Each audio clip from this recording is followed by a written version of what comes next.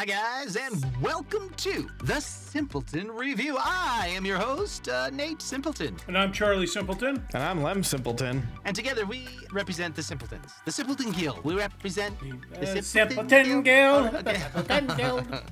So basically what that means, folks, is that we don't know what the hell we're talking about. So just enjoy the review for what it is. Just a couple of dudes sitting around in their mom's basement recording videos. Okay?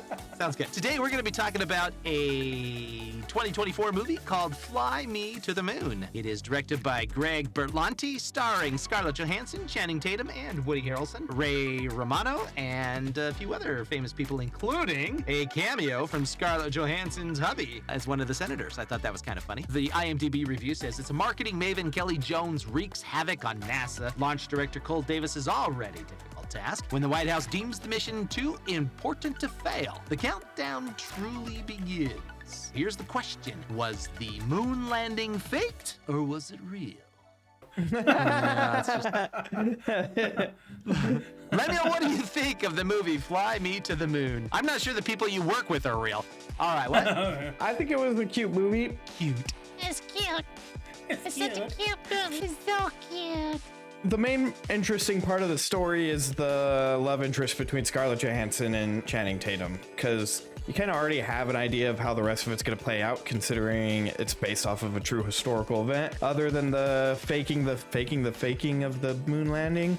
Yeah, they faked at the end. That was the funny part. They were faking the faking of the moon landing. And it also proved just how dumb cats really are, is all I'll say about that. Cats are the dumbest animals. But I gotta say, they did a pretty good job setting up that cat. Yeah. I'll tell you. You know? Yeah, they did a good job there. Some of the shots were pretty good. It did a good job of kind of making it feel like some of the footage was from documentaries and stuff, even though I don't think most of it was. But I will say some of the editing choices felt weird to me. Like, some of the transitions were cool, but also weird to see, in my opinion. Like, a lot of the slide ups and slide downs felt very like 70s, so maybe that's the point. Well, maybe. I mean, they're probably maybe going for the 60s type of a feel, you know, since it supposedly takes place in, 1969, right? Yeah. That might have been part of the deal. I liked the movie. I thought it was cute.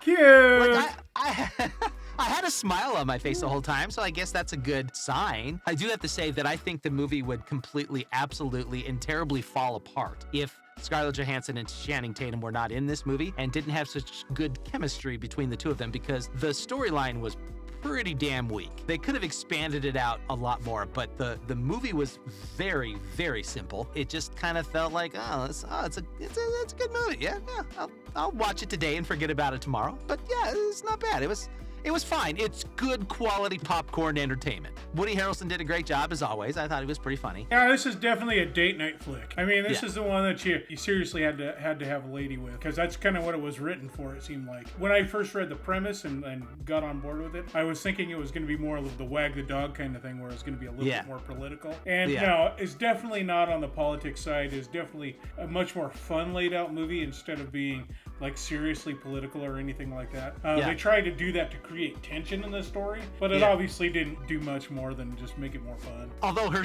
assistant's line when she says, "This is what you get when you work for President Nixon," was funnier than hell, man. That was pretty funny. That's pretty good.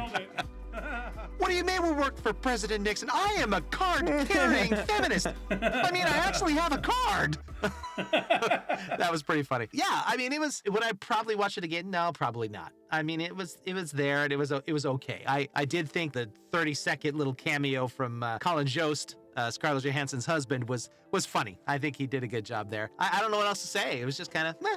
That was all right. So I'll go ahead and I'll give my score first on this one. So I'm going to give this movie a 2. I think it's worth a 2. You know, I mean, yeah, it's okay for a Friday night flair if you ain't got nothing else to watch or nothing else to do. Put it on, especially if you got, like Charlie said, you got a date or, you know, your spouse is sitting next to you and you want to feel good about things.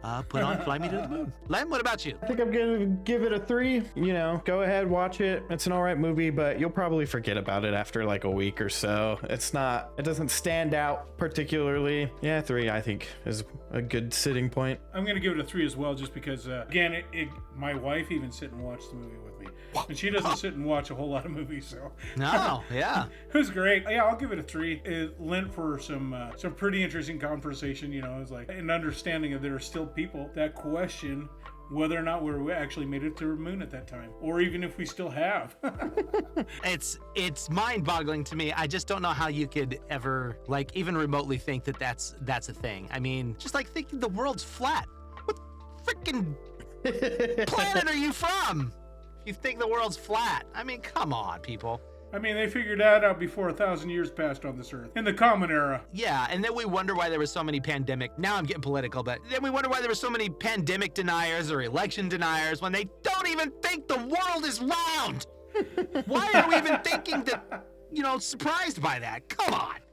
All right, that's my political rant for this episode. Thank you so much for joining us here at the Simpleton Review. Unfortunately, Fly Me to the Moon does not get a Simpleton certified rating, but it is well worth the time. Please go, for one time. Go watch it.